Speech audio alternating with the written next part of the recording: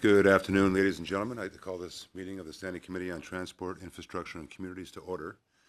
And before we get on with our agenda, I would like to take this opportunity to have a minute of silence. As many members do recognize, today is the first anniversary of the Ethiopian ET-302 flight number tragedy that happened. And I would like to take once again this opportunity to have a moment of silence.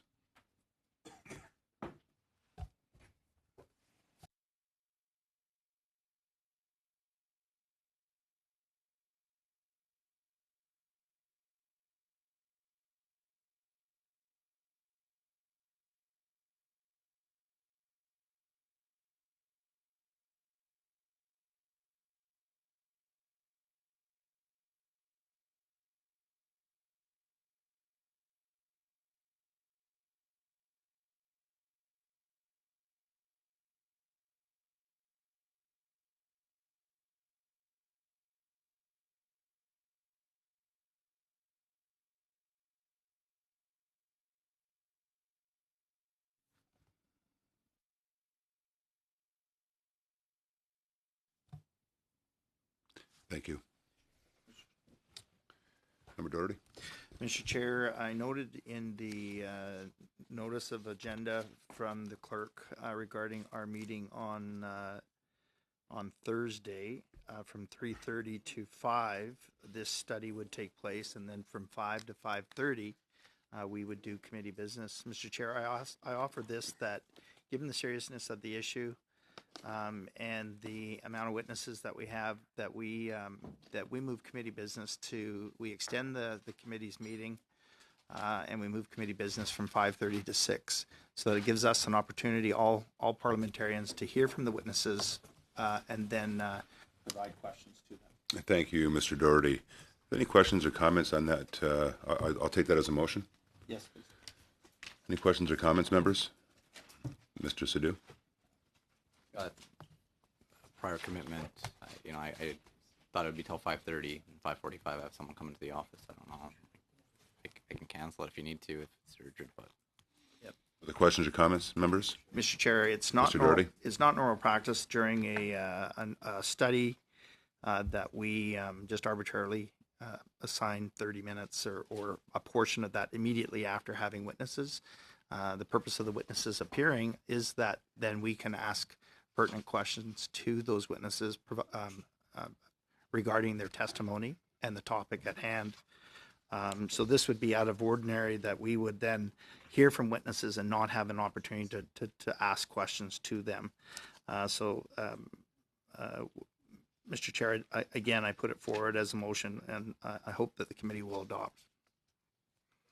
Thank you, Member Doherty. And just for clarification, this, in fact, is not out of the ordinary. It is practice at times when it feel appropriate. Having said that, however, I will take the motion and ask members if they have any further questions to the motion.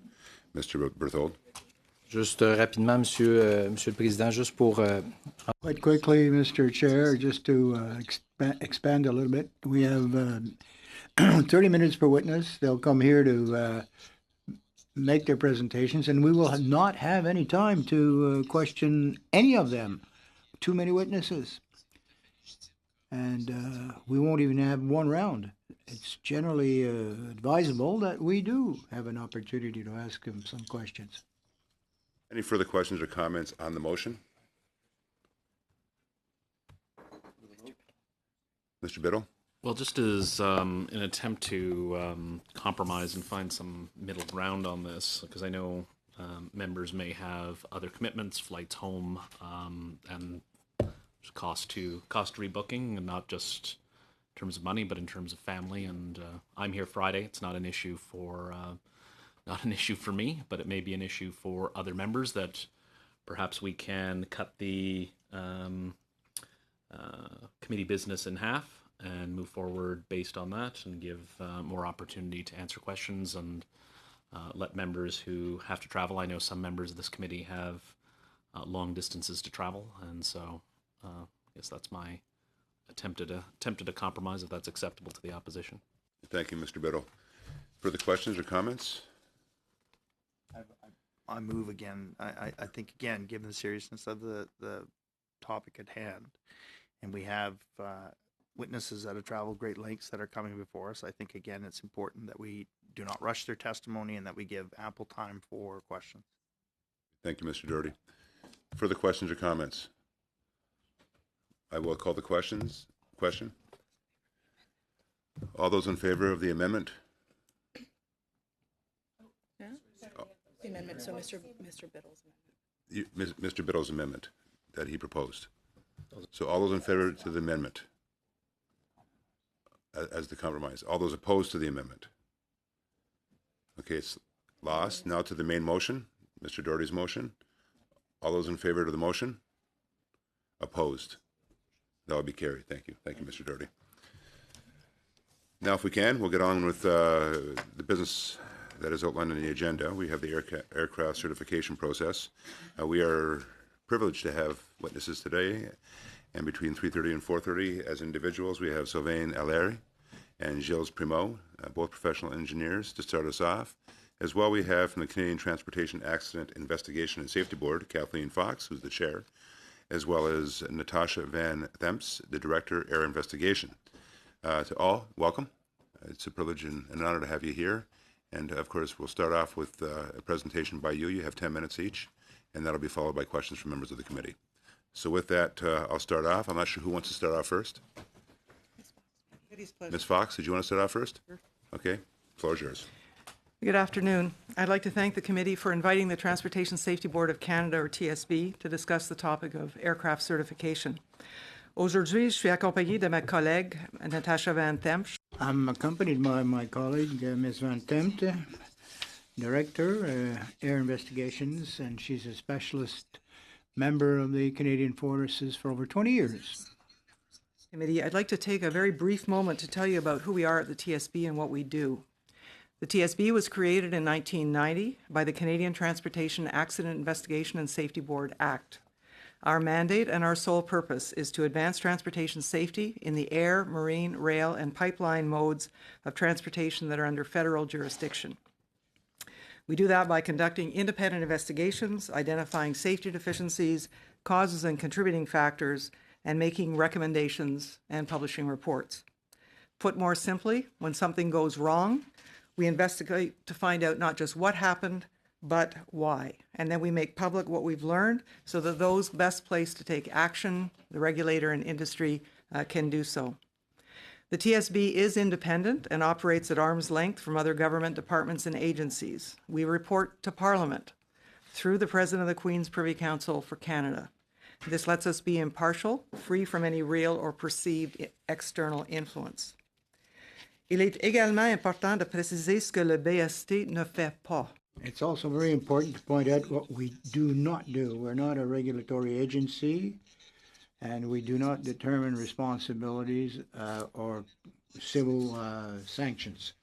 We do not do any verification. These belong to the regulatory agencies and authorities. Aircraft certification. That is something that, generally speaking, falls outside of the TSB's mandate as defined in the CATASB Act. We cannot certify aircraft or aviation equipment. That is part of Transport Canada's role. The TSB would only be involved in such a matter if, during the course of our investigations, aircraft certification was identified as a safety significant issue. And although such a scenario is not common, it has happened on a number of occasions, and allow me to provide two high-profile examples to give you a sense of when and how this works. On the 2nd of September 1998, Swiss Air Flight 111 departed New York on a scheduled flight to Geneva. About 53 minutes after departure, the flight crew smelled an abnormal odor in the cockpit. A fire was spreading above the ceiling in the front area of the aircraft, and this led to a rapid succession of aircraft systems-related failures. The flight crew declared an emergency, but several minutes later, the aircraft crashed southwest of Peggy's Cove, Nova Scotia, killing all 229 people on board. The TSB's complex and exhaustive investigation made many findings, two of which were both causal to the accident and specifically mentioned the issue of certification. First, the TSB found that the aircraft certification standards for material flammability were inadequate, in that they allowed the use of insulating materials that could be ignited and could sustain and propagate a fire. Secondly, we found there was no requirement to consider a fire-induced failure when completing the system safety analysis required for certification. The second example is from 12 March 2009, when a Cougar helicopter Sikorsky S-92A experienced a sudden loss of oil from the main gearbox. Shortly thereafter, the helicopter crashed into the Atlantic approximately 35 nautical miles from St. John's, Newfoundland and Labrador, killing 17 of the 18 people on board. The TSB's subsequent investigation found issues with the certification process for the main gearbox, specifically that the certification standards did not require the helicopter to be able to continue flight for 30 minutes following a loss of lubricant from the oil filter bowl, as happened in this occurrence. Depuis, d'autres enquêtes du BST ont fait. Subsequently, other investigations have made findings on topics including the design and conception of the emergency locator transmitter, the ELTs, and design of emergency exits. Issued safety communications related to certification, such as safety advisory letters and board recommendations. And the subjects of these have included issues such as the recording capacity of cockpit voice recorders, or CVRs, the aforementioned flammability standards for insulation materials, aircraft performance in icing conditions, and the installation of stall warning systems. In each case, once a recommendation is issued, we assess the minister's response and conduct an annual reassessment of the updated responses received. We evaluate progress made toward reducing or eliminating the identified safety deficiency and then report publicly on what remains to be done. Again, though, I need to stress that the TSB is not itself involved in the actual certification process. As I said earlier, we are not the regulator. Our sole objective is to advance transportation safety by identifying safety deficiencies, reporting publicly on what needs to be done to reduce or eliminate the risks. Thank you, and in due course, I'll be pleased to take your questions. Thank you, Ms. Fox. Now, who do we have next? Nothing. No? We're Mr. O'Leary, welcome. Bonjour, merci. C'est un honneur d'être ici. Thank you. Good afternoon. It's an honor to be here. Been working for 30 years since graduating in the aerospace field. Started out as a draftsman and worked my way up as a designer, structural analyst, project engineer, system engineer, till recently being chief engineer on large flight control systems, fly-by-wire flight control systems. And today I work as an engineering consultant, specializing in development of critical systems, such as flight controls, fuel systems, hydraulic systems. My approach to the certification process is mainly from the system supplier point of view. And so I want to highlight that a little bit to you to maybe help steer some of your questions. Since the late 90s, a process has kind of grown where the airframe manufacturers who apply for the type certificate will flow down certification requirements by contract to the system suppliers. These system suppliers, depending on their system, will negotiate which of the Transport Canada regulations are applicable to their system.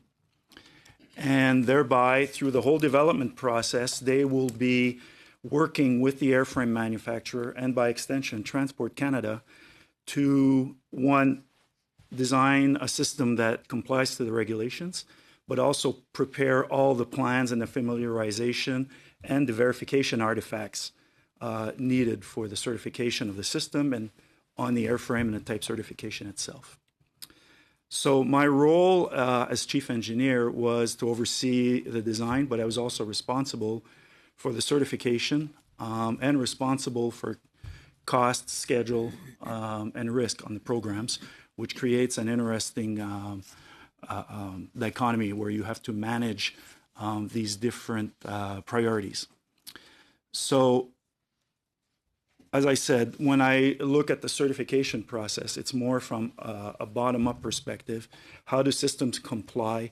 How do we apply the change product rule when we make changes to our system?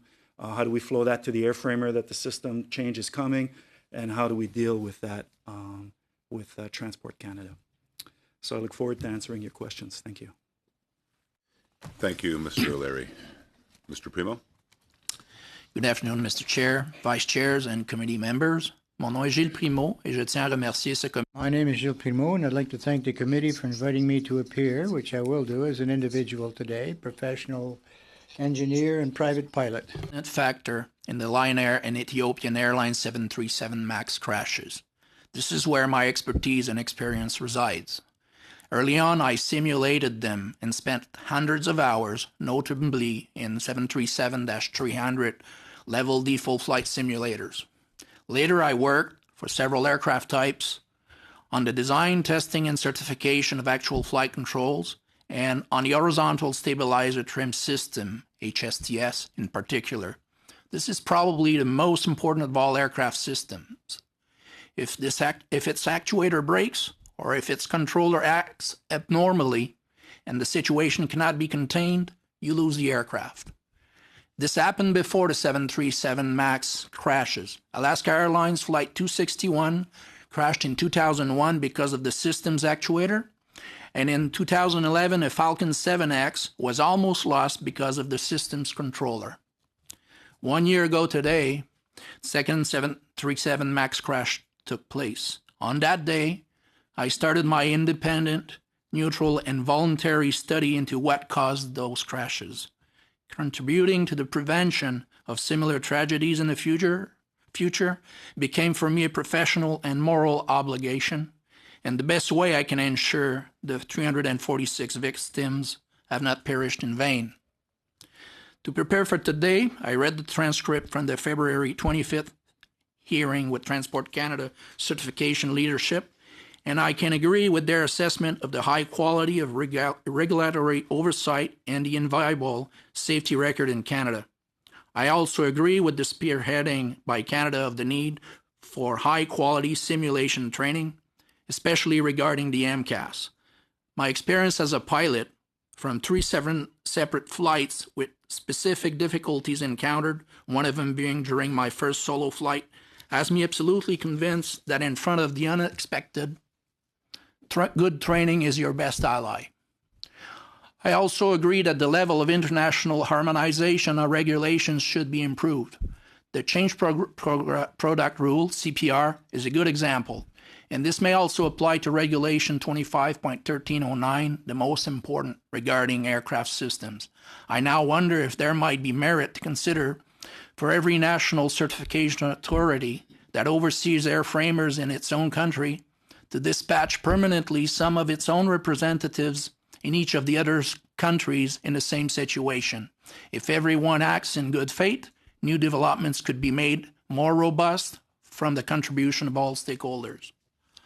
Also relative to aircraft certification process, almost 9 months ago, I concluded there exists the potential to introduce the following 2 new regulations. First, regarding the CPR, and the associated so-called grandfather clause. No grandfathering privilege should be granted if anything is interfaced, new or modified, to a previously certified critical system. The latter then needs to be recertified.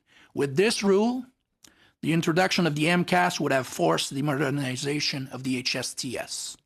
Second, regarding testing, and this ties to a key recommendation from the JTAR, Joint Authorities Technical Review. Testing for any critical system should be forced, maybe under 1309, to be performed integrated with all its interfacing systems. Some call this aircraft level testing. In other words, testing of critical systems individually or in silos is insufficient. With this rule, the simple test of a faulty AOA sensor would have easily uncovered its multiple effects, forcing architecture changes on the 737 MAX. The MCAS software changes will make the 737 MAX safer. However, The HSTS will then have become the next weakest link in the chain, and no chain is stronger than its weakest link. I have identified 9 technical reasons to justify the need to modernize the 737 MAX HSTS. Another key finding was that a faulty AOA sensor, in addition to causing erroneous MCAS activation, has also caused a large increase of the control column forces due to the erroneous stall detection. High column forces, along with high manual trim wheel forces, a long-known problem, made extremely difficult for the ET-302 flight crew in particular to raise the nose of the aircraft, to trade airspeed for gaining altitude, which they had to do to avoid colliding with local peaks.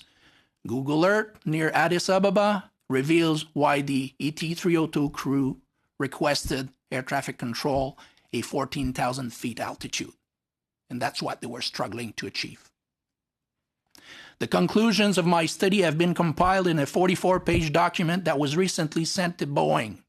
It notably contains 24 main technical questions.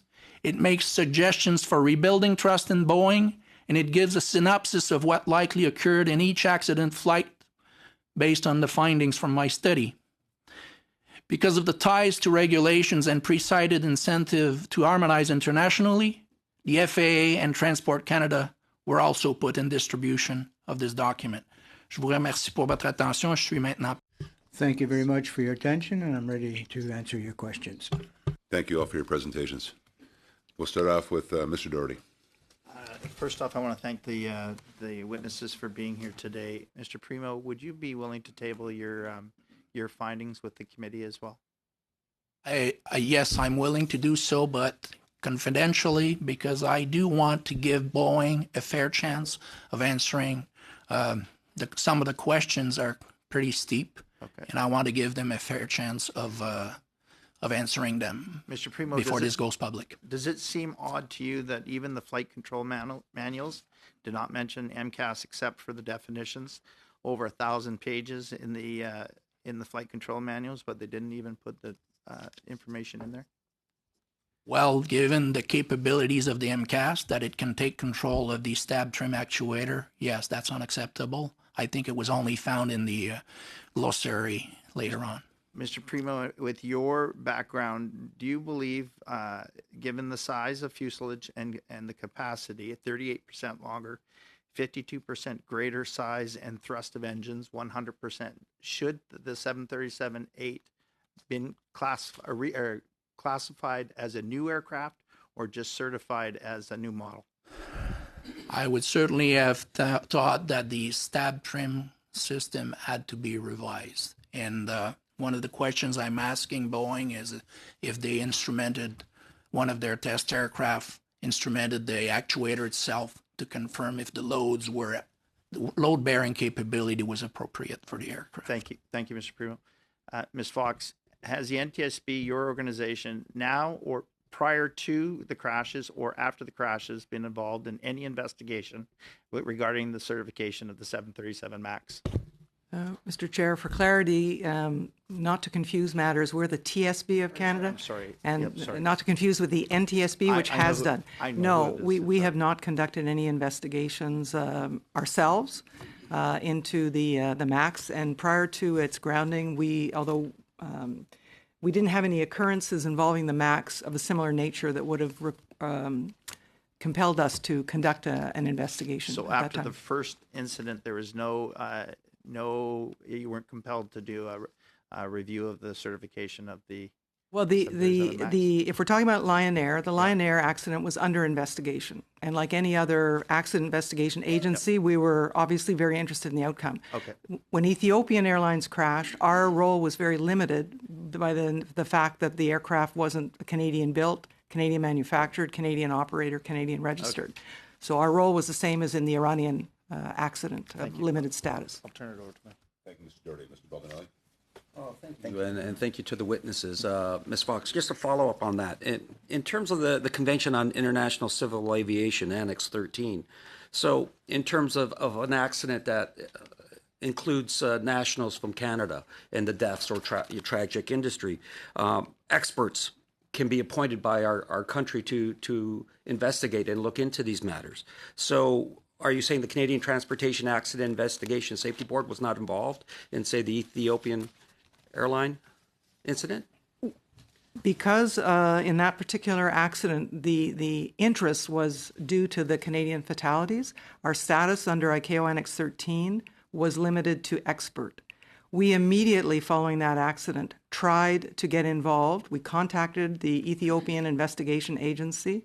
We worked closely with central agencies in our own government and with diplomats, but unfortunately we were never able to. We even sent an investigator to Paris to attend the download of the recorders, which we were never allowed to participate in because of our limited status under Annex 13. But we tried. And just to follow up, does the Transportation Safety Board, Accident Investigation and Safety Board, I apologize, do they routinely request that its foreign counterparts allow it to participate in investigations? Depends on the involvement. Certainly if it is a Canadian manufactured product, if it's a Canadian operator, if it's Canadian registration, if the occurrence happens in Canada, then we have full rights to participate, at least, if not lead the investigation, then participate as an accredited representative. In the case of the Ethiopian Airlines crash, we were unable to go beyond the expert status, notwithstanding that we tried through multiple attempts and through multiple agencies. So in the end, we were limited to receiving factual information released by the Ethiopian Investigation Agency on the progress of the investigation. Quickly, you had also mentioned you are not the regulator, and that they look after the certification process, but you would look to play a role on the safety side and the accident side in providing recommendations should they occur. So that has not happened with regards to the MAX 8 aircraft at all? Well, again, other agencies, for example, the National Transportation Safety Board in the U.S. has conducted an investigation and has made recommendations. But we don't have any formal role to play, but we are following very closely the developments. And quickly, the House Committee on Transportation and Infrastructure just released a preliminary report. Was your office contacted to participate in that, provide any input or comments on that? No.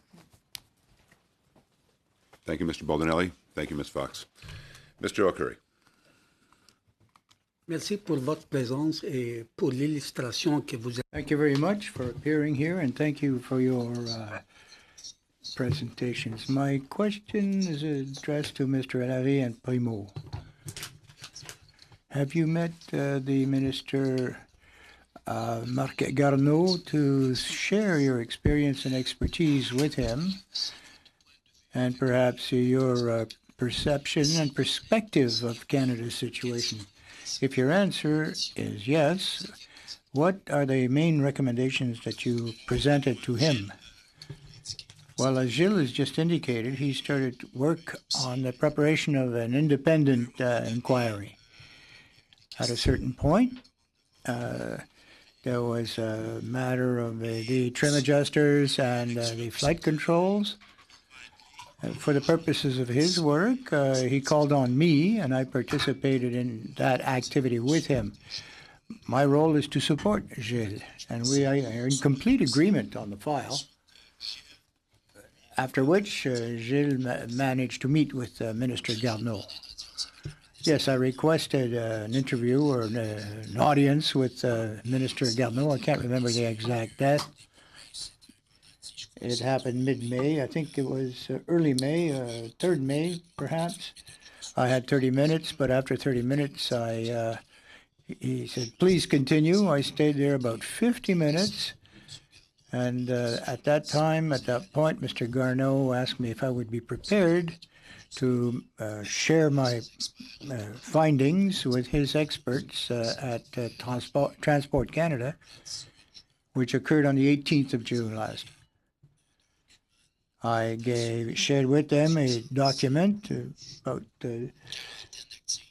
65 slides, a presentation which was about 2 hours in length, and I explained that they couldn't give me any feedback. That's obviously okay with me. I mean, it's an investigation that's underway, so but they did give me some signals, perhaps, that I was on the right path in certain regards. Was it understood that Transport Canada would follow up on your recommendations? Ah, yes, I forgot to answer that. I formulated some recommendations. I mentioned that in my presentation, my introductory remarks. I prepared a certain number of questions. I didn't know if Transport Canada would have the authority to make certain requests, to examine certain parts. Ms. Fox advised me that I might have run into some trouble in trying to get that done. Well, we understood the observations of Mr. Primo and Allary.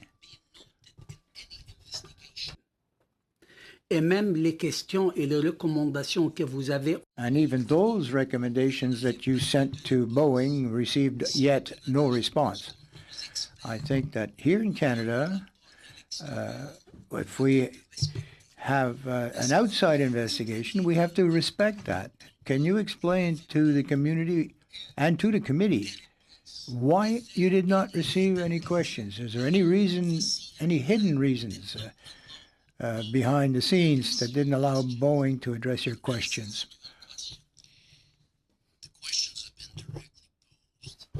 By transmission via email last Thursday to Boeing, followed up by a paper copy that was sent in registered mail, and last time I checked, it still hasn't been taken in at the headquarters in Chicago.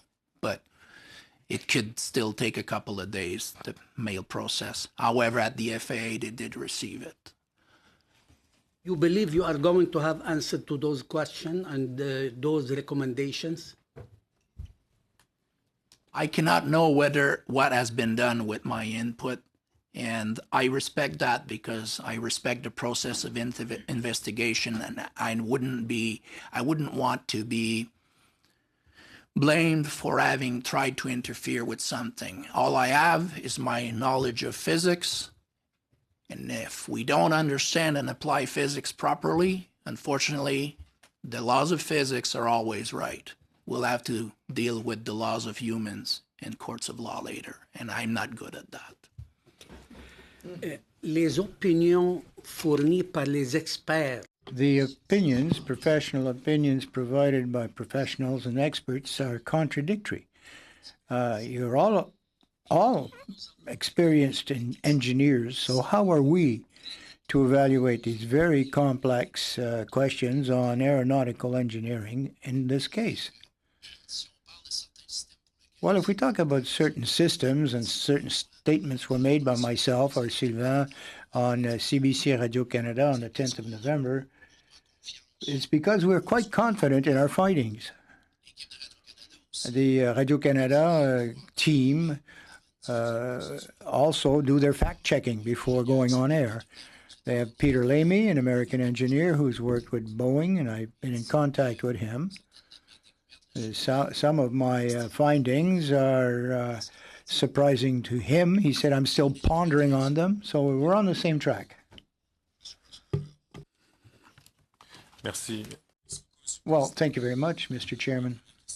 My first questions will be addressed to the Bureau. It's a question that arises after an answer that was given to one of my colleagues, that the Transportation Safety Board had not inquired on the two accidents that occurred at the Boeing Supermax because they were not allowed to go on site to view the evidence. So I fail to understand what the processes are. There's 18 Canadian citizens were affected, and we have 737 Supermaxes flying in our own airspace, so we should really have access. I'll answer to that question. Let me give you a bit of a background over the Annex 13 of ICAO. It is what rules international investigations of accidents. Within the annex, there are a number of roles and responsibilities that are laid out. The country in which the incident or accident occurs is responsible for the management of the site. The investigation team, those who will actually go and explore, are the states where the craft is registered or the operator of the aircraft is registered. The corporation that designed and built the aircraft, and those who provided motors and airframe for the craft. So in the two accidents, including Lion Air, Canada didn't have status. Ethiopian Airlines, what is stipulated in the annex, we had citizens aboard. That is correct. There was an accident. Okay, we have a certain status, a status of what they call expert status, but it's extremely limited in legal terms. We are allowed to view the scene. We are allowed to receive factual information which is ready and prepared and packaged for public consumption by those who are conducting the inquiry, and a copy, eventually, of the final report. This is what the appendix or the annex allows. In Lion Air, we have no status, and in Ethiopian Air, we have a standing as an expert. Yes, that answers my question. Thank you. So it wouldn't give you more information than any John Smith or Joe Blow. We can go and see the site, and that's it. Would you have been able in any way to try to examine Supermax here on the ground? Not accident ones, but because we have them here. Well, first of all, our mandate is to inquire or incidents, accidents. So in Ethiopian Airlines, they grounded all Supermax throughout the world. Then there were inquiries undertaken by Ethiopia and the United States. We had no formal role whatsoever in the process. However, we're following it with keen interest. Well, two serious accidents, of course, and other countries are using these craft. So, yes. Well, thank you very much for your answers to my questions. I might have a few questions now for Mr. Allary and Primo. I'm trying to understand, gentlemen, when we have an aircraft like that and they start adapting components to it, they had the MCIS, the MCRAS. It was new. They didn't give any supplementary training to the pilots other than a general training brief, I guess, 1 hour on an iPad.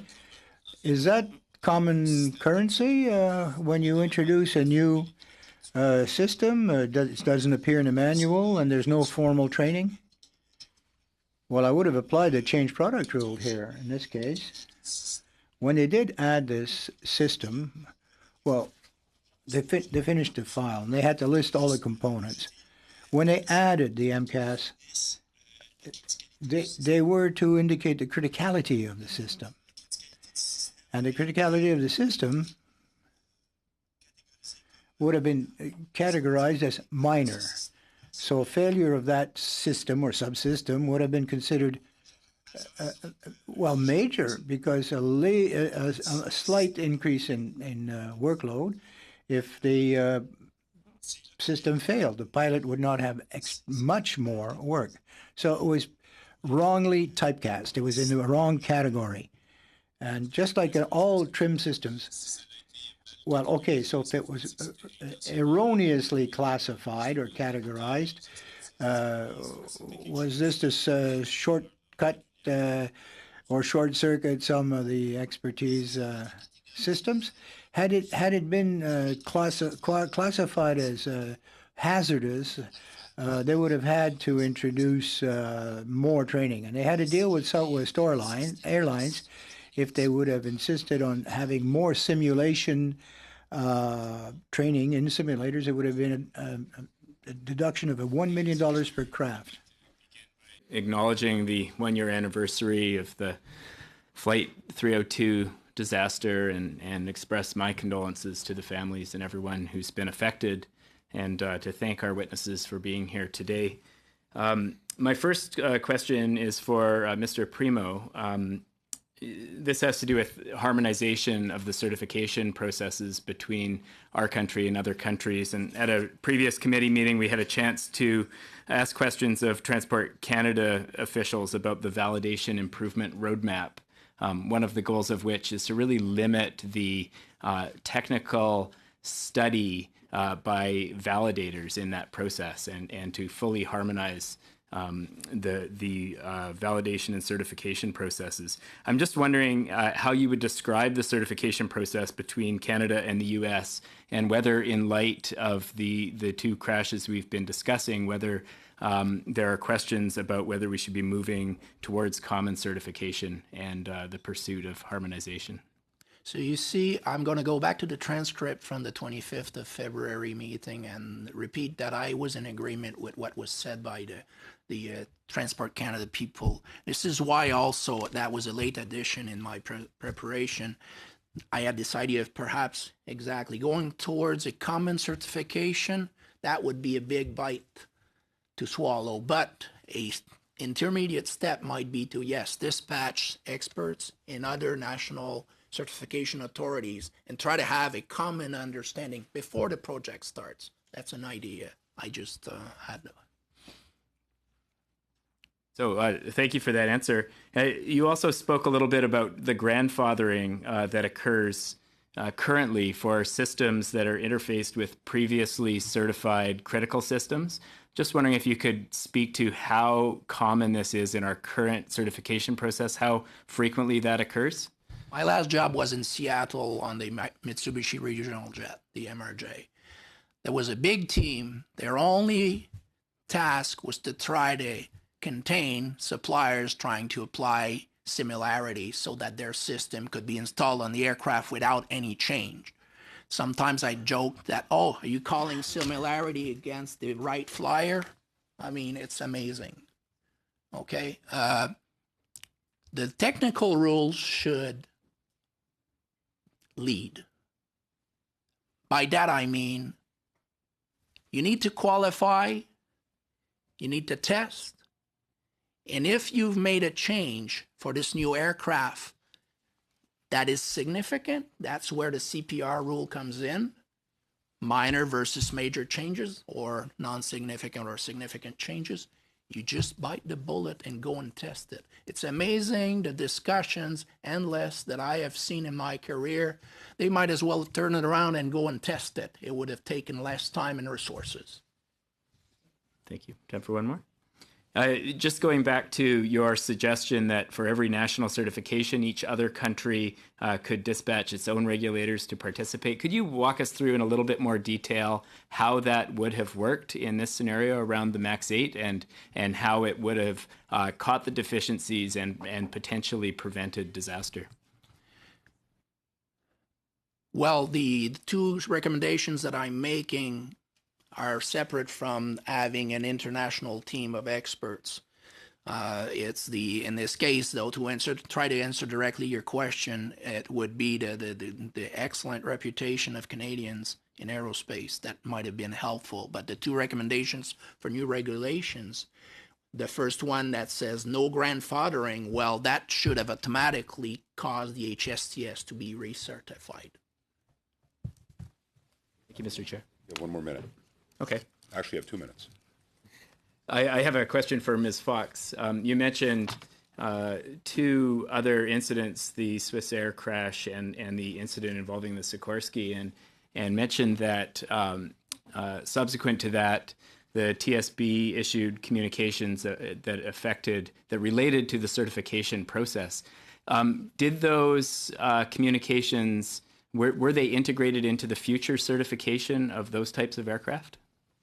With respect to the Swiss Air accident, we made almost a dozen, anyway, little less than half of the 23 recommendations related to certification and the flammability standards. Most of those were adopted by industry, not only in the US and in Canada, but also in Europe. So the material that was in use in that aircraft is no longer permitted. So a lot of those recommendations were implemented. With respect to the certification processes used for the Sikorsky 92A, unfortunately, the action that the board wanted has not yet been taken, and so that helicopter, for example, can still fly, cannot fly for at least 30 minutes in the event of a loss of lubricant from the main gear. So is it fair to say that your concerns in that regard are outstanding? Yes, in the case of those particular recommendations, they remain outstanding and active. Thank you, Mr. Chair. Thank you, Mr. Backrack. Thank you, Ms. Fox. I'll go down to Mr. Davidson now. Floor is yours. Thank you. Thank you, witness, first for appearing. And again, my condolences to the families. I guess I'm going to look at the airplane itself.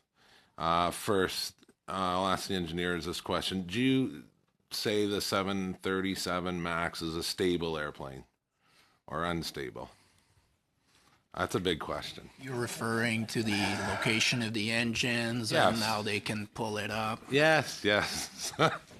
Because there's been significant changes compared to the NG model. Is it a design flaw or a Yeah. Oh my gosh.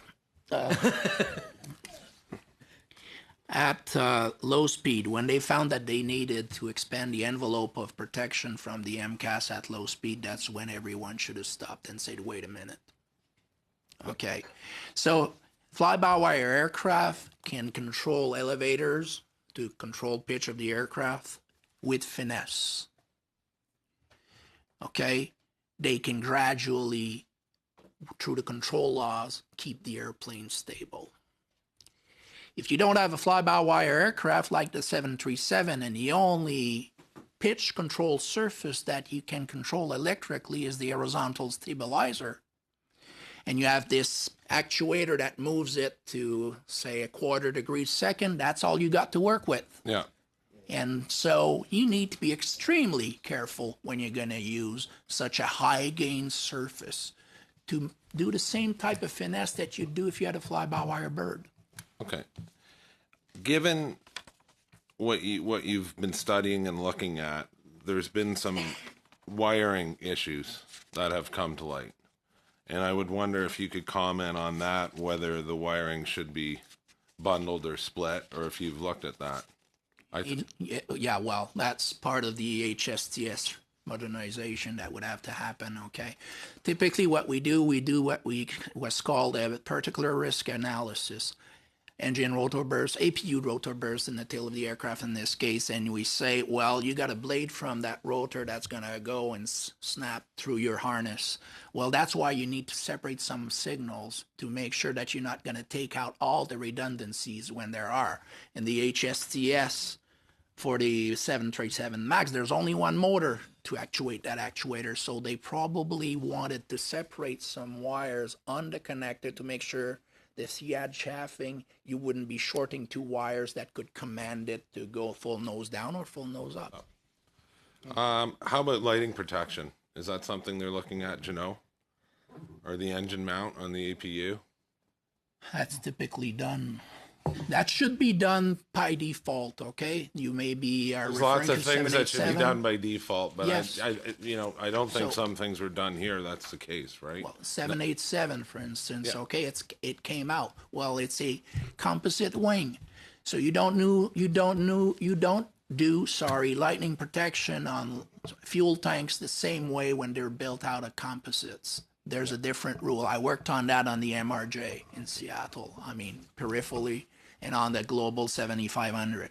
So some managers sometimes can overrule the engineer that's out in the trench and saying we need to do this, but if he hasn't evolved and he hasn't followed the technology that's been evolving, he's going to overrule someone, and you're going to end up with systems in the field that don't comply necessarily to the latest regulations. Right. And given the, let's say, obviously scrutiny of this aircraft, and if it is approved to fly again, do you feel that pilots, there should be a separate type rating on their license to instill the confidence given the changes from the NG model, which some would argue aren't significant enough to warrant that, but in this case, for the public, to have trust that pilots have a separate type rating for this aircraft, given the changes, because it does act slightly differently than... Be a huge uphill battle. I would fight for making sure they get excellent simulator training. I mean, if you want to achieve something, maybe that's what we should be aiming at.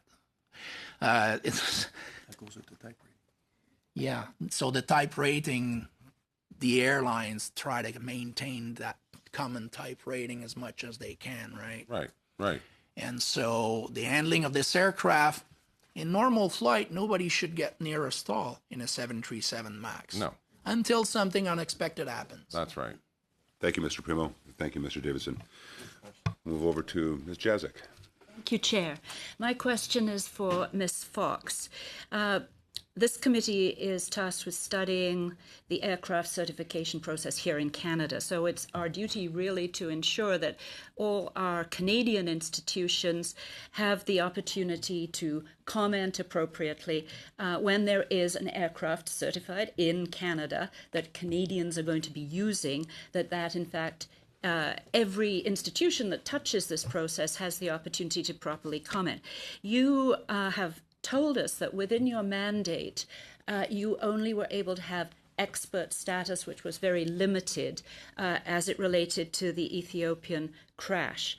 Obviously, a terrible tragedy, Canadians died. What would you see? Would you like to have a larger role? If you would like a larger role in terms of commentary and ability to see what went wrong, how would we ensure that the TSB actually is able to play a larger role? Who decides those rules in terms of who gets to be at the site, etc.?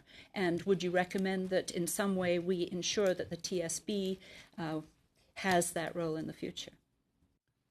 So if we're if we're talking about being a part of a foreign investigation because of an accident that happened on foreign soil, but in which Canada has a direct interest, the body that sets those standards and recommended practices is the International Civil Aviation Organization. And if we use a parallel with the Iranian PS752 accident, where again Canada only has expert status in accordance with ICAO Annex 13, in that case, the TSB has actually received more access to the site, to the wreckage, to the investigating agency, even though it's being led by Iran, than we're entitled to as experts, even in the same situation. But it would really be up to ICAO to make the changes so that when a country like Canada or another state has a significant number of fatalities, as well as recognized expertise to contribute, that we should be able to play a more active role in the investigation. Thank you.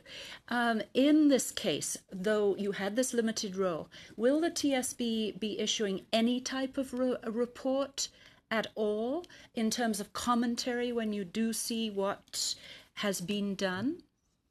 We would not normally comment on an investigation report by another country. Talking about the Ethiopian Airlines, we're certainly watching very carefully to see what the FAA, what Transport Canada, and other regulators are going to do before they put that aircraft back into service. But we don't, again, in our mandate, really have a role to play. Certainly, any subsequent occurrences involving that aircraft or others, we would look and see if actions taken were sufficient or if more needs to be done. And you mentioned your response to the Swissair and the Sikorsky situations. Have there been other reports that you've issued over the last many years? And if there have been, what Transport Canada presumably has looked at your recommendations. Could you comment on the type of response you've got? And further to that, is there any opportunity if you as an organization are not satisfied with Transport Canada, do you have the opportunity to issue another report, or is there anybody who is able to do that? The way we do it, yes, we've issued multiple recommendations over the years relating to certification issues on a variety of aircraft. Talking about the Sikorsky 92, just to clarify, they are making improvements to that aircraft. to allow it to fly 30 minutes without oil. But they have responded to us, and we annually reassess the response. And when we find the response is fully satisfactory, we say so. And when there's more needs to be done, we can rate it as satisfactory in part or even unsatisfactory. And ultimately, our ultimate tool is our recommendations or even our watch list if we find that there's a specific safety issue that isn't being addressed. And your commentary is publicly reported? Yes, yes. All of our reports, all of our recommendations, all of our assessments, our watch list is all publicly reported. Go ahead. I have one question for Monsieur Primo, and I hope you won't think it's impertinent. You have given us a huge amount of information. I think we all appreciate it and we understand where you're coming from. Are you doing this out of public interest? You're a consultant. Has this report been sponsored by anyone? No. It's entirely... Yes, entirely bénévole. I commend you. That's excellent. Thank you, so Mr. Primo, and thank you, Ms. Jezik. We'll now move on to Mr. Doherty. Mr. Primo, are you aware of how Boeing classifies any 737-8 MAX major design changes? That's the key question on the CPR. How do you determine if it's a minor or a major change? Is it L1? The nomenclature, I wouldn't know about it. I wouldn't know about the nomenclature. And you don't know what those changes would be in terms of what a minor change and what a major change is? So normally, and Sylvain, you'll be able to correct me if I'm wrong, if something turns out to be a major change, normally it should appear on the type certificate. Is that correct? Yes. Okay. So Sylvain has gone through the type certificate, and go ahead, Sylvain. Yeah, I went through the type certificates with the whole history, multiple pages, and I couldn't find anything related to the pitch trim or the stab trim system. So they didn't categorize it at all. So above, would it? Are you aware of now, or were you aware at the time of certification of the 737 MAX? You're in the industry, you know that this new aircraft. I'm a former aviation guy. I followed it along as well too. But were you aware of any concerns at the time of manufacture and certification at that time? Would it concern you now to learn that perhaps there were some indicators that perhaps there was some concern regarding the stall indicators or stall identification? So, yeah, personally, Boeing is Boeing, and they've certified a lot of airplanes, and there are very clear rules in Canada and in the US. They're very well harmonized. So you would think they did the classification properly, and that was adequate, appropriate, and so the certification carried on that way. It's only after the fact, unfortunately, that we find out that some of the due diligence wasn't done. There is one engineer who said, so are we going to allow the system to be controlled by a single sensor, which can cause catastrophic events? And I'd like to know who that guy is. He should be put in charge. I really appreciate your testimony here today. We have, as many have mentioned, it is the 1-year anniversary. We also have family members present here. We have family members that are probably paying attention. The reason why we're doing this is to get answers for those family members of not only the Canadians, but the 346 lost lives that that because of the two crashes. In your opinion, were all the checks and balances met?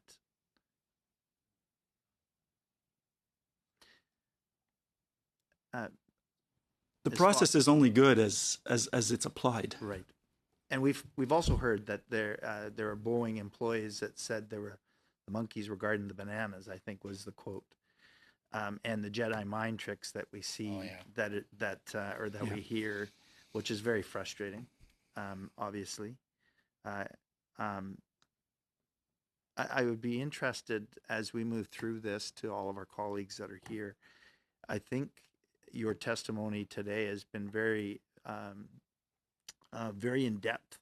I would ask, Mr. Speaker, I will do this at a later date. We've already discussed this, but Mr. Primo and Mr. Larry, as we are getting close to the end of this session, would you make yourselves available for this committee if we invite you back?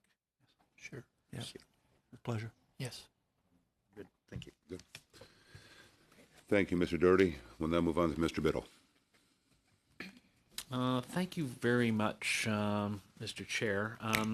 Since there aren't too many aviation experts in the room, apart from those up front, and perhaps this isn't a fair question to the Transportation Safety Board,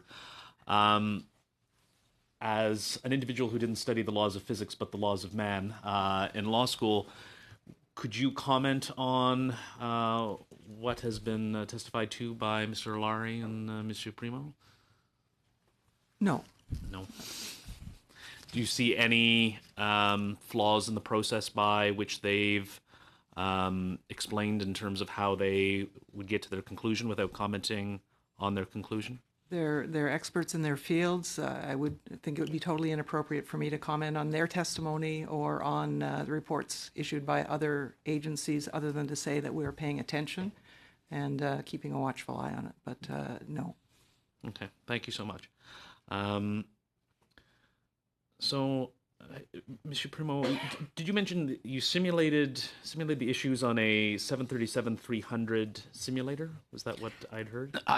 At the beginning of my career, I was flight controls engineer, and I would simulate the 737 flight controls in the simulator. It included getting all the logic, all the performance, and testing it to verify. And it's my work there that allowed me to predict what the forces are on the column. I appreciate it. And again, thank you very much for being here. Is there an ability to have Canadian expertise or Transport Canada involved as a observer in terms of all certifications that are happening around the world, just in terms of the sheer volume that is going on? So in my experience, I've worked with certifications in Canada and in the U.S. In my experience, obviously the country of design where the airplane is being designed is the lead in certifying the airplane. But there is an implication, and I don't know exactly what the laws are, but there is an involvement of usually the FAA, if it's in Canada, the FAA and EASA.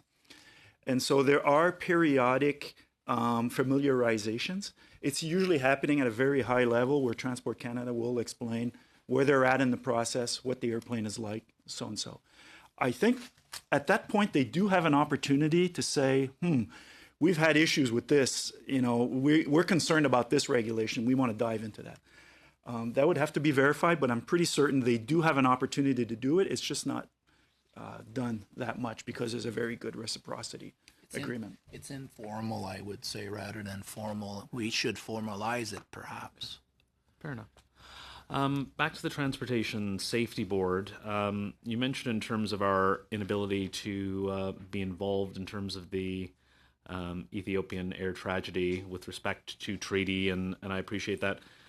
In terms of if there were a similar tragedy in Canada, would the TSB refuse other foreign agencies in a similar manner, or how would the TSB go about making that determination? The Transportation Safety Board applies the conventions under Annex 13 of the Convention on International Convention on Civil Aviation, and we would lead the investigation. We would involve all of the other states that have a role that is formally outlined, and we would have to look at if there was another state that was in our position. We'd have to look at what can they bring to the investigation team, but certainly we thrive on transparency and openness, and as long as they respect the rules of confidentiality, we'd have to look at it on a case-by-case basis. It's a question I've asked of other officials. Is it safe to fly in Canada for Canadians who are watching today? We have a very good safety record in Canada in aviation. We're about to release our statistics for 2019 tomorrow. And 2019 there were some sectors of aviation for which it was a very challenging year, notably general aviation. But the safety rate in commercial aviation, the type of aircraft that most people get on board, talking about the large carriers, is quite safe. If you look at segments like air taxi, we have some real concerns in that area, and we've published a special study on that. Do you think the minister acted responsibly in grounding the MAX 8 fleet?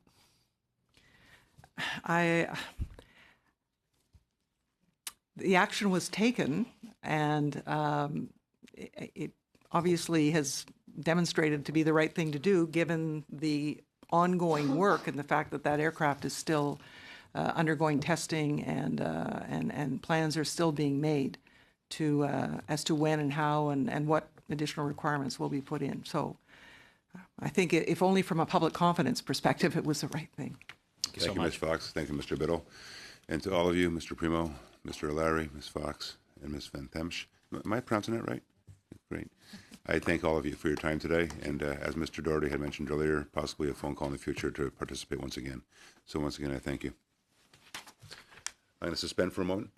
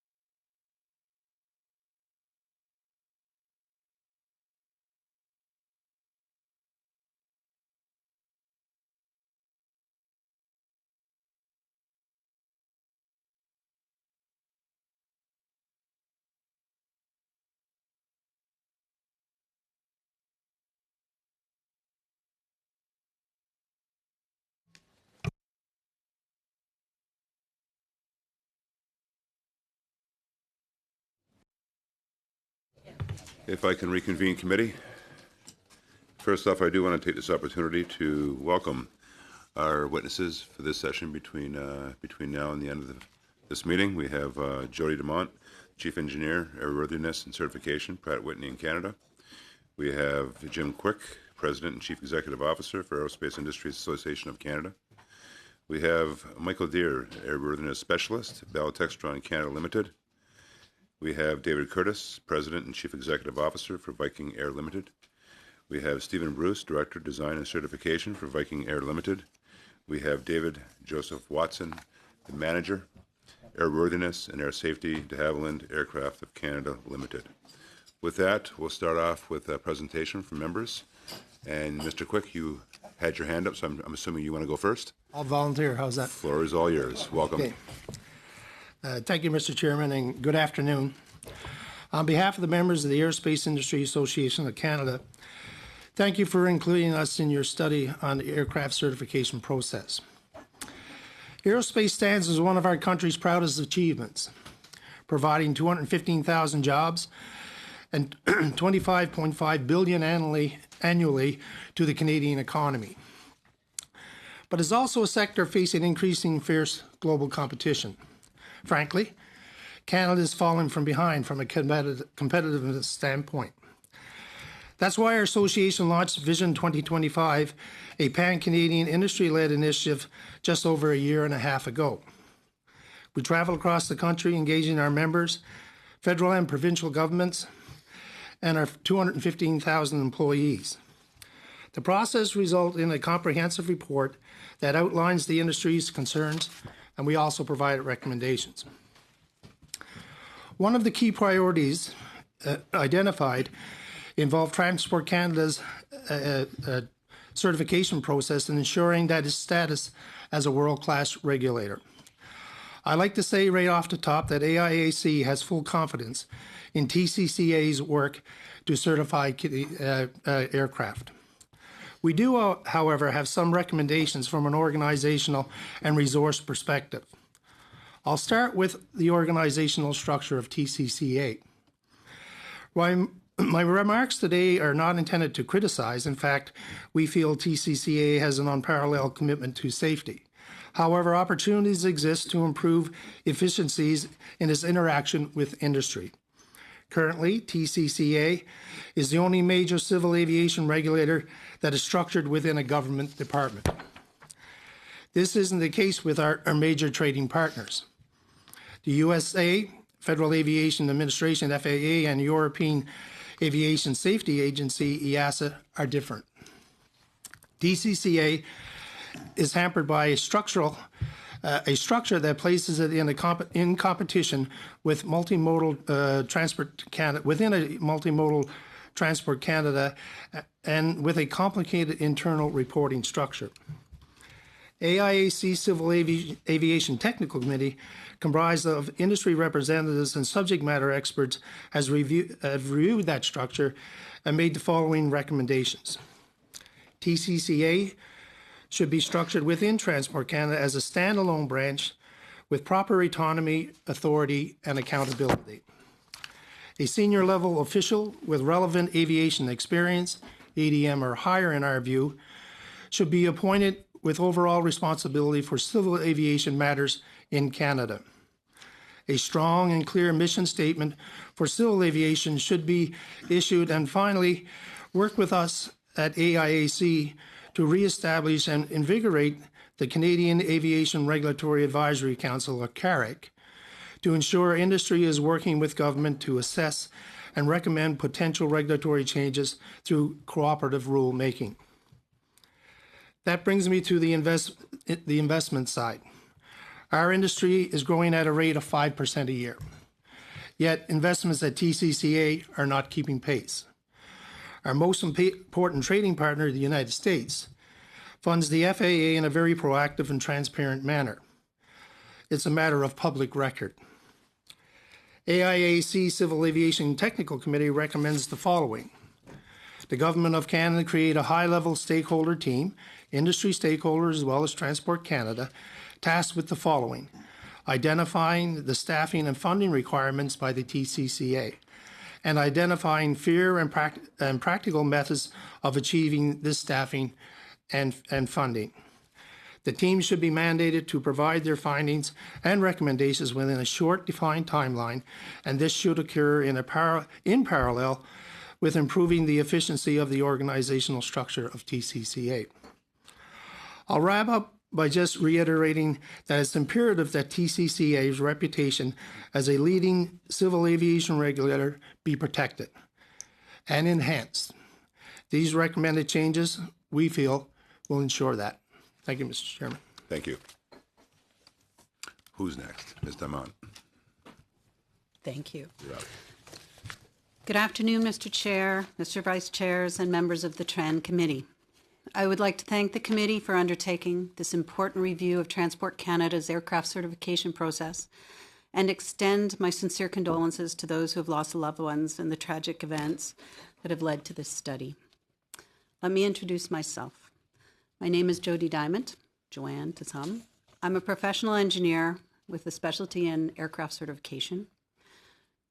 I spent 18 years at Transport Canada, Civil Aviation, and for the past 14 years I've been the Chief Engineer for Airworthiness and Certification at Pratt & Whitney Canada. I've been extensively involved in the development, the application of design standards, the aircraft certification, validation, and delegation processes, and implementation of safety management systems. I'm here today in an individual capacity because I've been involved in this process for over 30 years, and I'm well qualified to explain how it works and how it can be improved. As Mr. Quick indicated here, Canadian industry is a world leader in design and production of aircraft, helicopters, gas turbine engine products, and Transport Canada is recognized as having one of the most robust type certification processes in the world, resulting in an exceptional level of product safety. As state of design under ICAO, Transport Canada is now responsible for the type certification and continued airworthiness of over 18,000 aircraft today and helicopters, and over 60,000 Pratt & Whitney Canada engines currently flying in the world, including Canada. The type certification of aircraft and engines, which is exceptionally complex, as the Transport Canada representatives explained in February, it's just the starting point of aviation safety before the products enter service. It's very, very critical, though. It's a partnership, and it's where there are very defined roles, obligations, accountabilities of the parties involved in the certification process. I'm going to go through it very quickly. There are the regulators. You heard from Ms. Fox about ICAO, okay? Transport Canada, FAA, the regulators. There's the applicant, which is us in industry, represented here, and delegates. I have to stress that however it's been characterized, the system is not self-certification and it's not regulation at all. Very simply, starting at the top, ICAO, which Ms. Fox talked about, is an international body. It's a special agency of the UN, in place since 1944. Canada is a main signatory, and obviously ICAO is headquartered here. It defines the high-level responsibilities, the requirements, processes that are used by countries and regulators and the industry to design and certify a safe product. It drives bilaterals and harmonization.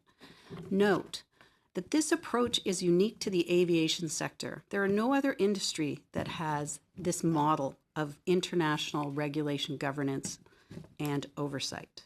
Okay? Transport Canada based on the ICAO requirements, defines the design standards and the processes to establish the product level of safety and the acceptable methods to demonstrate requirements to these, the acceptable methods to demonstrate compliance, how to prove it. Industry, the companies that design the products, were called the applicant. We have to design the product using many suppliers and our own expertise. We have to design it to meet those design standards. That can take years. Then we have to prove it to ourselves, but more importantly to Transport Canada, that the product complies or meets all those design standards that are set by Transport Canada and that the product is safe. For an aircraft, there are over 1,200 requirements. For an engine, there are at least 100. Each and every one of those, we have to prove it meets those requirements. Transport Canada will only approve that aircraft or engine once the company, the industry, has proven each and every one of those requirements has been demonstrated. They have to have confidence in that, okay? At the beginning of the certification process and throughout it, there is constant communication between Transport Canada and the applicant. It's not just at the beginning and then we'll see at the end. It's all the way through. Transport Canada uses a risk-based approach to determine their involvement during the compliance demonstration phase of the process. They focus on safety-critical aspects, new and novel processes, design and compliance methodologies. They witness tests, they read reports, they're in there constantly. Post-certification, the type certificate holder, because we now hold the design approval, has the obligation to monitor the products in the field, identify and analyze issues that could lead to unsafe conditions, work with Transport Canada to introduce required corrective actions, and apply lessons learned for design and certification of new products. It's a continuous improvement cycle. The Transport Canada aircraft certification process is fundamentally robust. It results in an exceptional level of product safety. However, as we know, in the current environment of increasing product complexity and integration, evolving technologies, commercial pressures, the process can be further improved. My recommendations on industry: require organizations involved in product type certification and production to have safety management systems. And let me explain SMS, safety management systems. Canada was a world leader and recognized in rolling out SMS in the early 2000s on our large car 705 operators. It's taken a bit of a hiatus. Many of the committee members may appreciate the journey it's been on. For certification, let me say, SMS does not replace the certification process or requirements at all. They exist as they have been and will be. It complements and reinforces it by requiring an organization's management system to identify and manage product safety risks associated with their business processes and decisions. It requires executive accountability for product safety and development of an organizational safety culture. ICAO has recognized the importance of SMS not just for operations, but also our sector of industry, and has introduced the requirement into ICAO Annex 19. Transport Canada should put the processes and resources in place to evaluate and recognize those organizations that would like to have SMS or should have SMS in a voluntary basis in advance of or in place of rulemaking. They need to mandate SMS. Transport Canada, to echo Mr. Quick's comments, it is very important for the Canadian public as well as for the industries sitting here at the table. They have to maintain their certification competency through retention and development of sufficient qualified experts involved in key steps of the certification and continued airworthiness process. That includes everything from standards development, bilaterals, involvement in the actual product certification processes, and oversight of company processes for certification as well as SMS. In addition, Transport needs to ensure the appropriate organizational structure is aligned with main bilateral partners. With the above suggestions, the current robust Transport Canada certification process and product safety record will be further enhanced. I would like to thank you for your attention. I'd be pleased to respond to questions at the appropriate time on certification, delegation, validation, SMS. Thank you. Thank you. Mr. Curtis. Can you? Good Mr. Chair, members of the committee, thank you for inviting me here today. As clarification, I am CEO of Viking. I am also the executive chair of Longview Aviation Capital, which owns Viking, and a number of other aviation entities in Canada, including de Havilland Canada. So Longview, through its subsidiary companies de Havilland Canada and Viking Air, based in Victoria, Calgary, and Toronto, designs, certifies, manufactures, and modifies commercial turboprop aircraft, including the class-leading Dash 8 Series 400 regional turboprop, the world-renowned DHC-6 Twin Otter aircraft, and the highly specialized Canadair CL-415 water bomber. The Longview group of companies employ nearly 2,000 and 4,000 indirectly within the Canadian aerospace supply chain. And we account today for over $1 billion in sales, of which 95% is exported. With Bombardier's exit from commercial aviation, Longview is now the largest commercial OEM of turboprop-powered aircraft in North America. We own over 23 different aircraft designs, 21 of which were designed and built in Canada over the last many decades. Why is this notable? Certifying new, clean sheet aircraft designs is incredibly capital intensive. We only have to look at the recent development of the Bombardier C Series, now the Airbus A220, to better understand this. Our entire business model is focused on developing second or third product life cycles from robust and proven designs. The Twin Otter, for instance, was first certified in 1965 and in production until 1988. It was out of production for 22 years. Viking restarted production in 2010, went through a robust CPR process with Transport Canada, and has since delivered another 150 of those new variants. The same is true for the Dash 8. First introduced in 1983, derivatives were developed and has extended the production life of the Dash 8 aircraft over 37 years. The aircraft certification process and how CPR, change product rule, is applied is an incredibly important to Longview and our subsidiary companies. The CPR process allows a robust evaluation of the design change with respect to maintaining an acceptable level of safety. The evaluation of newly proposed changes, the proven in-service performance of the aircraft, is a fundamental key to identifying the certification basis and ensuring the appropriate means and method of compliance are completed. The early involvement of TC, Transport Canada, in the examination of the design change and the certification aspects enables evidence and risk-based decisions regarding TC involvement throughout the entire certification process. TC's continual engagement with the applicant as the certification progresses allows for the monitoring and adjustments of their involvement as any risk factors change and the appropriate oversight requirements are maintained. Through this oversight and an established system of delegation, TC can rely on the delegated organization to complete the compliance findings with confidence. Both Viking and de Havilland, working through experience with both Viking and de Havilland, through working experience with Canadian airworthiness and operational requirements, have established we have the necessary knowledge and capabilities as organizations to enable authorized persons within our teams to make findings of compliance on behalf of the minister, not as an employee of the OEM. TC is a worldwide and respected leader in aircraft certification.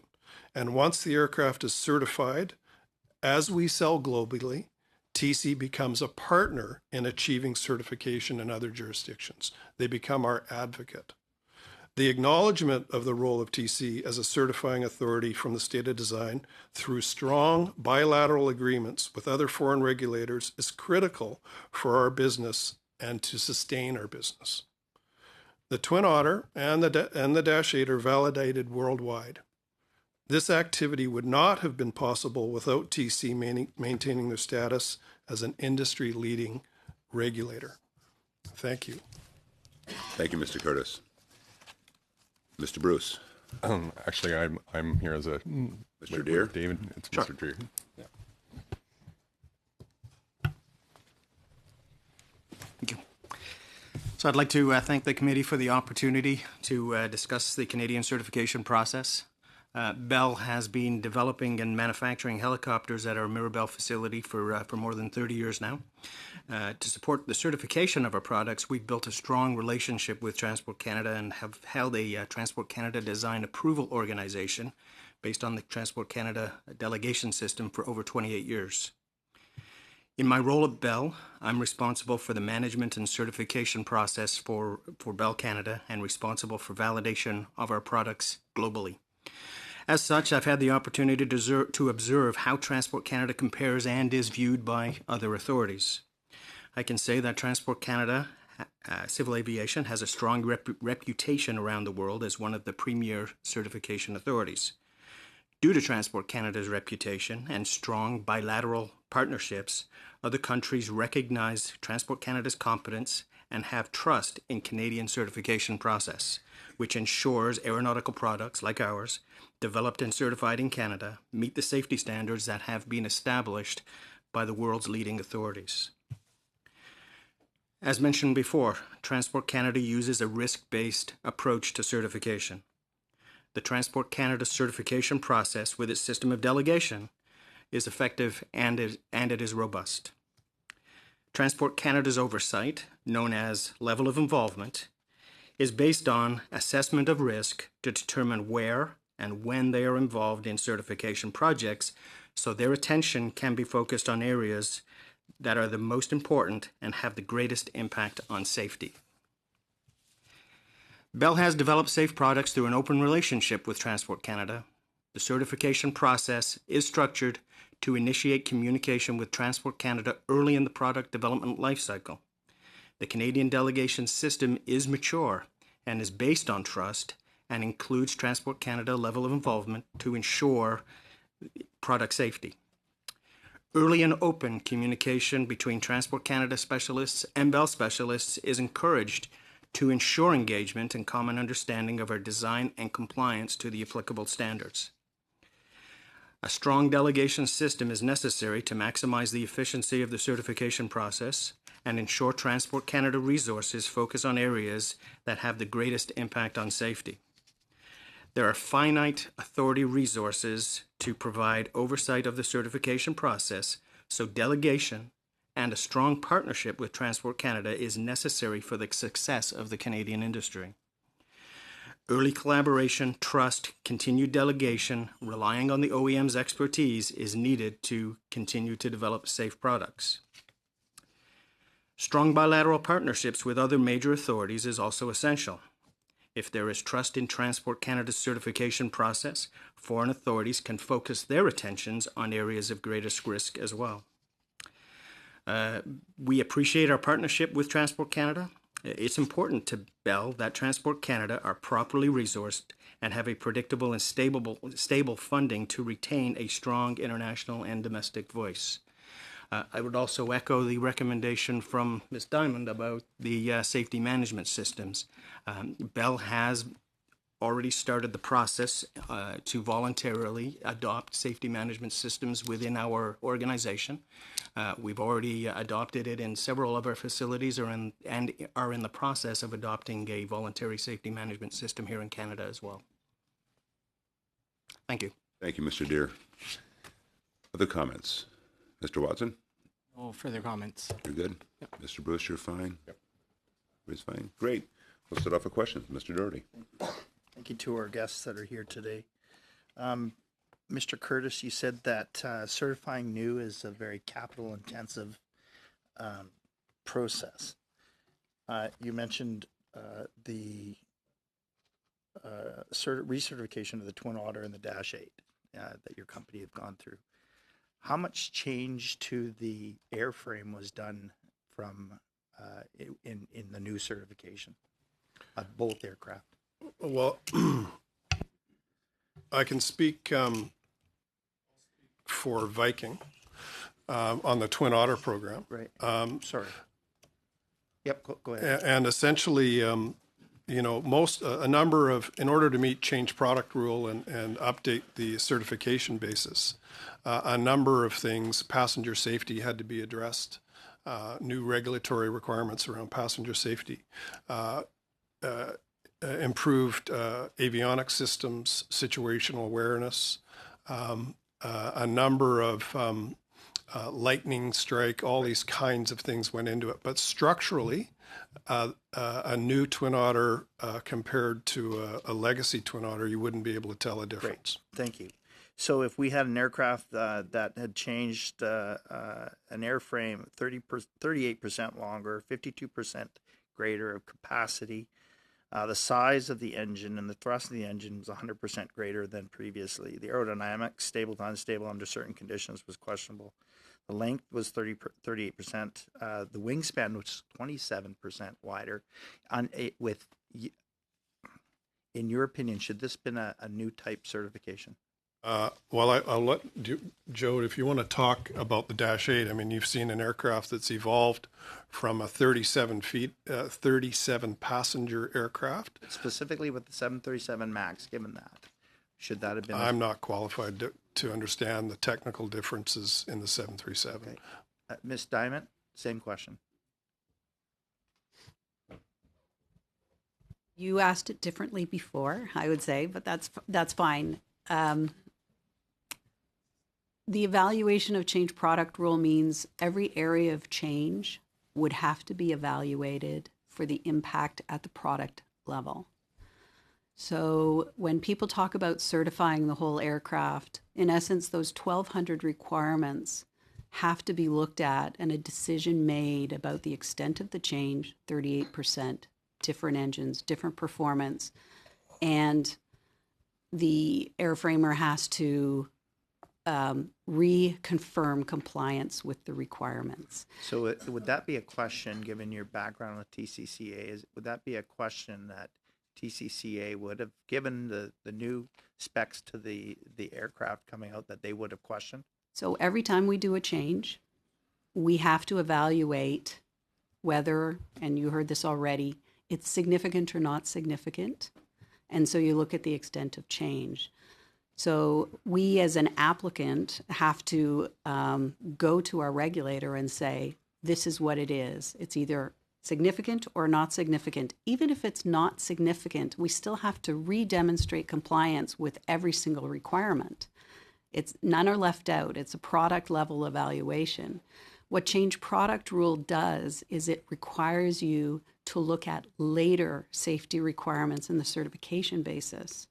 And so part of the evaluation will be to look at the extent of the change and determine if there's sufficient change to warrant going to later certification requirements. But certification, no matter what the change, always requires you to look at all the changes and reevaluate against the certification basis. Mr. Deers, same question.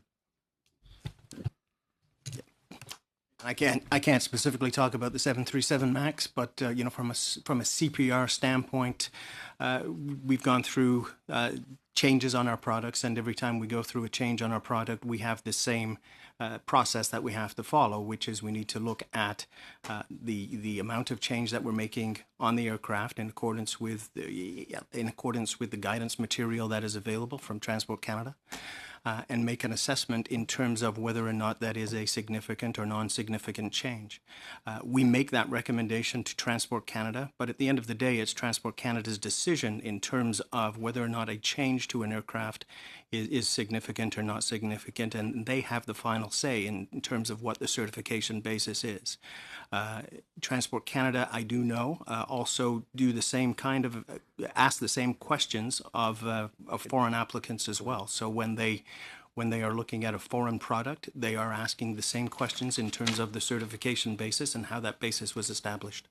Thank you. Thank you, Mr. Deere. Thank you, Mr. Doherty. Mr. Rogers. Thank you, Mr. Chair. Hold on. Insurance, hold on. Sorry. Pass it over? Yeah. Mr. Davidson? Okay. Go ahead. Thank you, Mr. Chair, and thank you for appearing here today. we'll always support great Canadian aviation for sure. But I think our focus, we're trying to stay around the 737 MAX.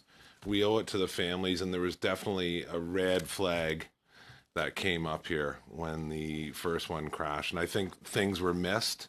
We're not trying to complicate things or make it tougher for Canadian aviation. We're just trying to get answers and answers for the family and to make sure this never happens again, what's happened. And to pick up where Mr. Doherty left off, there was, when the 37 MAX was certified to fly, there was over 71, a list of design changes, 71 lists provided by the FAA and Boeing engineers. That's a substantial list compared to the NG model. Mr. Davidson, if you can get to the question. Okay. Anyways, do you have any comment of all those design changes that took place? And I'll take this to you, Mr. Curtis. Short answer, Mr. Curtis, please. I would, again, I have no information on how the 737 MAX was certified. The only equivalency that I would say is that at de Havilland, Canada, you had a product like the Dash 8 that evolved from a 37-seat aircraft to today a 90-seat configuration, which involved fuselage stretches and all these things, but they went through an incredibly robust process where new and current certification requirements would have to be applied to the aircraft. And that aircraft has been in production for 20 years with over 700 or nearly 700 built. So the process works. I don't know about the 37, honestly. Thank you, Mr. Curtis. Thank you, Mr. Davidson. Mr. Rogers. Thank you, Mr. Chair, and welcome to our witnesses. And again, condolences to the family members as we discuss this very important topic. Today, we saw a CBC report laying out, commenting on two reports, one from the Ethiopian Investigation Team report, which clearly points the finger at Boeing, and the other from the U.S. House of Representatives report, which I find somewhat disturbing when we think about the comments that they make in their report about the tremendous pressure, financial pressure to get things done, the culture of concealment, hiding flaws with MCAS system from 737 MAX pilots, failure to identify key safety problems. They're questioning the certification process of the FAA, obviously, and I found that somewhat concerning. So given the comments about the FAA and the failure and the shortcomings of what they did and how they collaborated with Boeing on some of these certification processes, why should we continue to trust this certification process? And I guess the question is, how would you expect other countries to react if we withdrew from the international system and stopped recognizing their certification process? And what might be some of the implications be for Canadian companies if other countries no longer recognize Canadian certification? So I'll ask Ms. Diamond to comment on that, and maybe Mr. Curtis. So if I understand your question, you'd like to understand, just repeating back what you said, what would the impact be if we withdrew? If we were, how would you expect other countries to react if we withdrew from the international system and stopped recognizing certification process, and what might the implications be for Canadian companies? Basically, what would happen is we would have every country recertifying our aircraft and our engines. In-depth reviews. We would not, they would not be trusting Transport Canada, presumably. And that's an exceptionally difficult, challenging process. It would be very difficult for us to produce products and deliver them to customers around the world, because they would have to recertify them themselves. Mr. Curtis, you want to? I think it would bring our industry to a grinding halt. I would give an illustration of a situation where some countries have competing products, where you're trying to have, and in the instance of the Twin Otter, when we were selling to China, we needed Transport Canada to work with the equivalent Chinese airworthiness authorities to stand behind how transport had certified the aircraft. And there were a whole bunch of political issues that were preventing the entry of our product into China. And without Transport Canada defending the basis of certification, we wouldn't have aircraft in country. Thank you. Mr. Deere, how does Transport Canada assist you with certification, and how lengthy is the process, or how rigorous is the process? So when we start a new certification program, we engage with Transport Canada right away, and the delegation system that we have is based on the relationships that we have with Transport Canada. So we are always in constant communication, using the relationships that we have with Transport Canada to make sure that they understand the configuration of our product, they understand the complexity in certain areas, and then they can make a risk-based decision in terms of where they will get involved in the certification process. So Transport Canada will familiarize themselves with our product through the interaction with ourselves. They will make an assessment of risk, where the areas that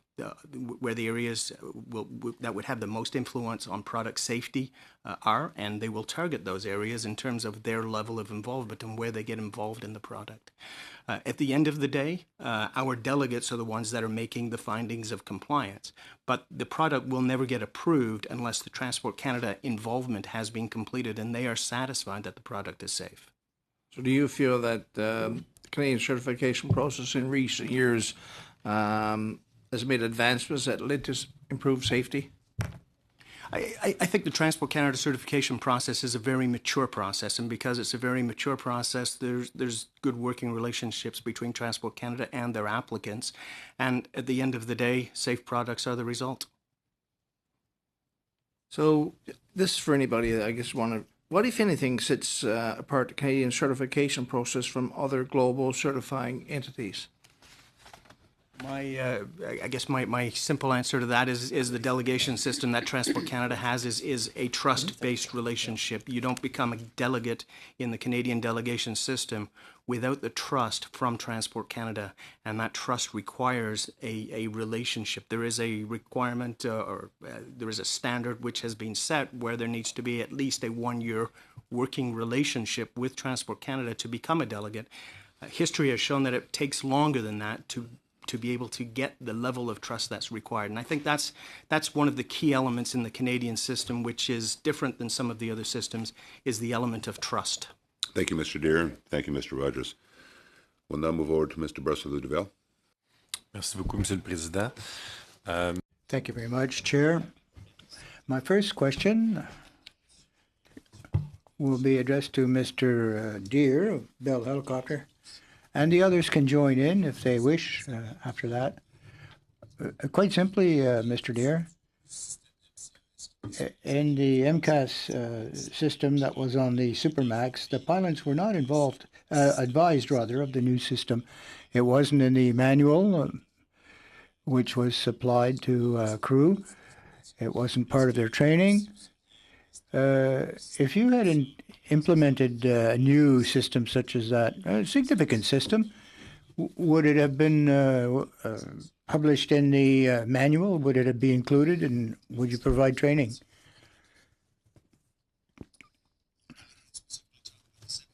Max, but when we do make changes to our products that are significant in nature, there is an assessment of the training that's required and whether or not there are adjustments required in our training courses.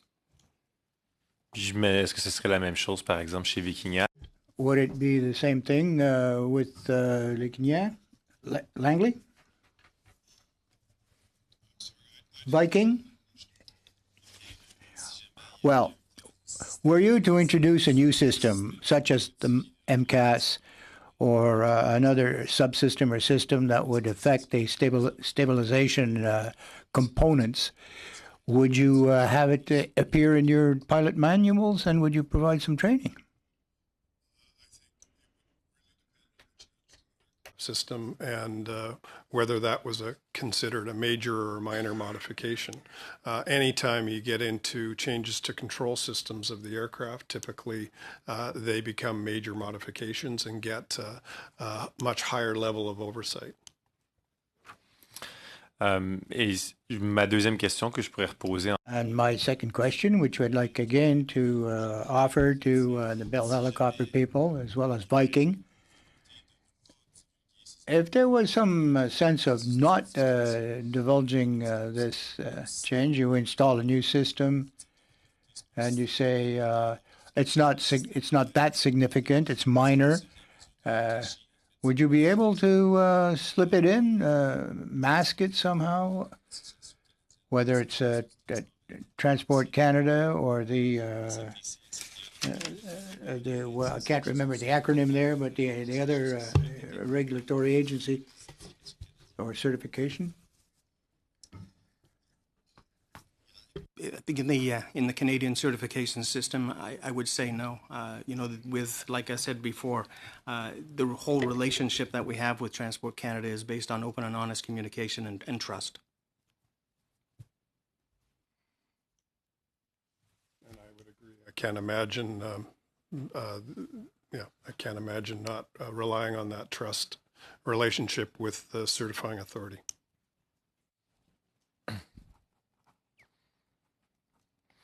Donc, comment est-ce que vous expliquez?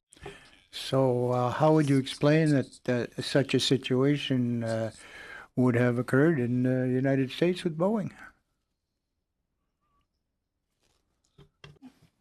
I have no idea. OK, c'est beau. Prochain élément. Good enough. I have another question. Do you think this kind of situation does, in fact, undermine public confidence in the certification process?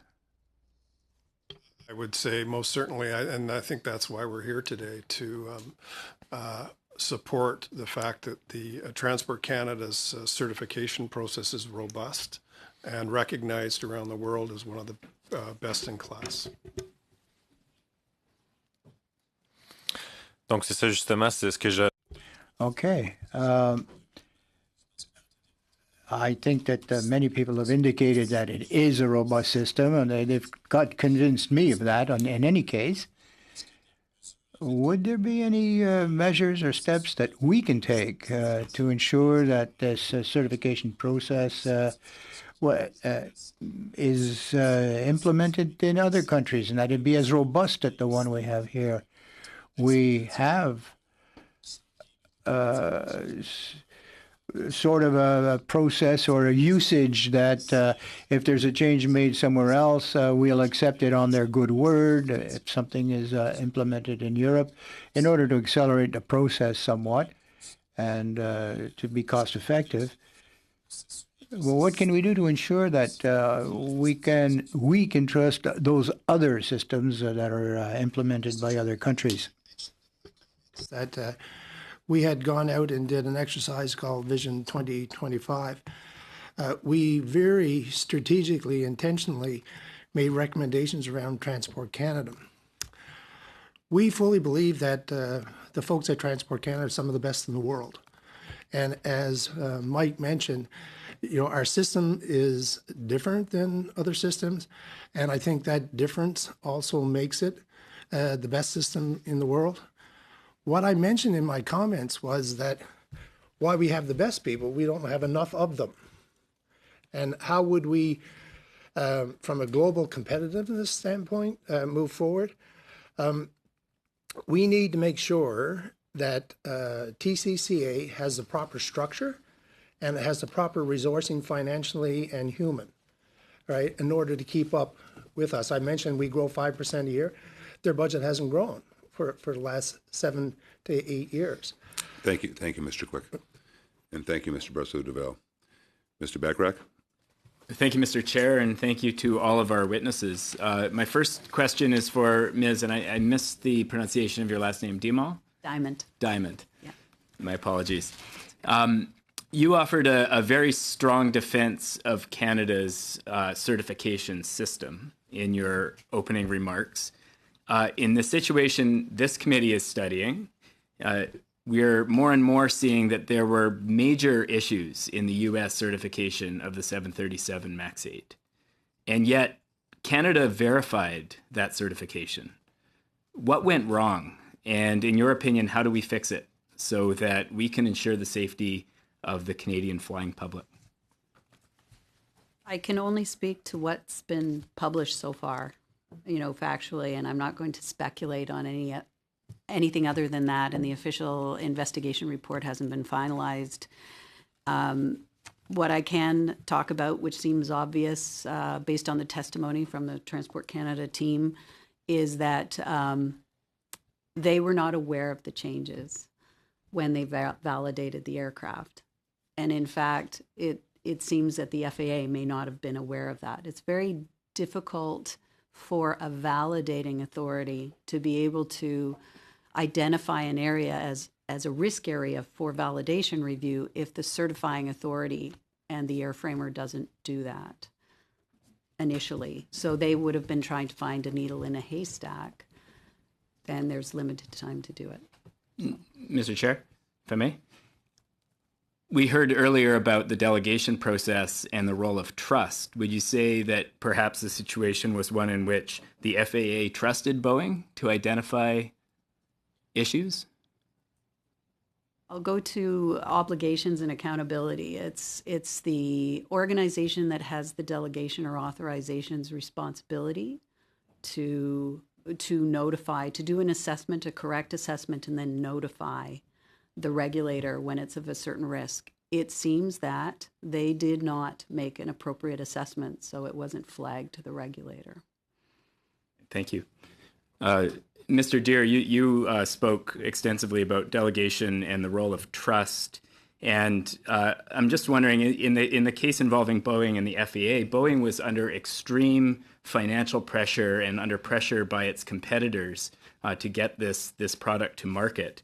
I'm wondering if you can comment on how within a company that bears that delegated responsibility, how you avoid the financial goals and objectives of the corporation from conflicting with the goal of delivering a safe product to market.